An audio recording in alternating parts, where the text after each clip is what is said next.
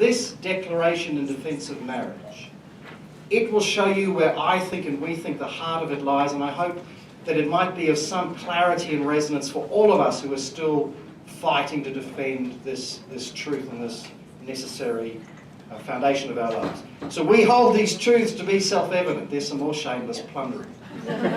We hold these truths to be self-evident. That the bond of male and female is given in nature, affirmed by every culture, and uniquely empowered to nurture new life. We say yes to the natural institution of marriage and family.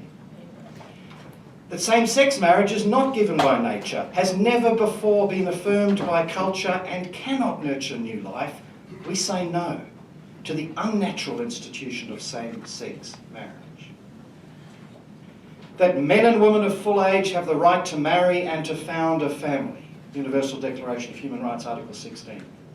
We say yes to marriage and family formation as a compound right in law because it is a compound reality in nature. That the marriage of two men gives the false right to found a motherless family by artificial means. We say no to same-sex marriage and family formation, for which there is no reality in nature and therefore no right in law. That all children have the right, where possible, to the love of their mother and their father. We say yes to marriage as an institution designed to give a child both a mother and a father. That same-sex marriage makes it impossible for a child to have both a mother and a father. We say no to the injustice against children inherent in same-sex marriage. That the nuclear family of man, woman, child is, quote, the natural and fundamental group unit of society and is entitled to protection by society and the state, Article 16. We say yes to state recognition of the natural family as the first society, predating all states and all laws. That same-sex marriage is neither natural nor fundamental to the survival of society. We say no to state recognition of the legal fiction of same-sex marriage, while we do affirm the civil liberty of same-sex couples to live as they choose.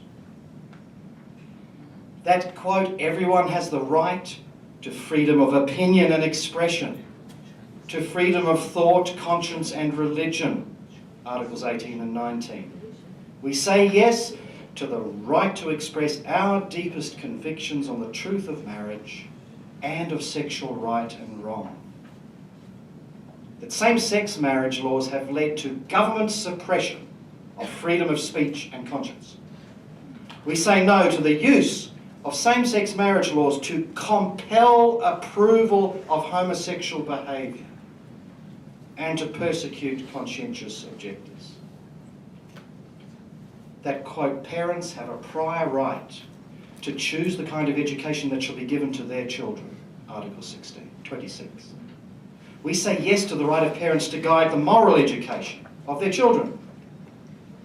That parents lose this right when same-sex marriage normalises same-sex behaviour in the curriculum with the force of law.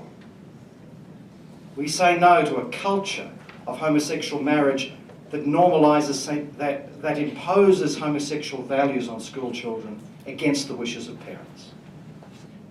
And finally, that no government and no court has the authority to legislate a lie about marriage that forces future children to miss out on a mum or a dad, that imposes radical homosexual education on all of our children, that intimidates conscientious objectors with the big stick of anti-discrimination law, that deconstructs the bonds of parenting and kinship and the very notion of male and female.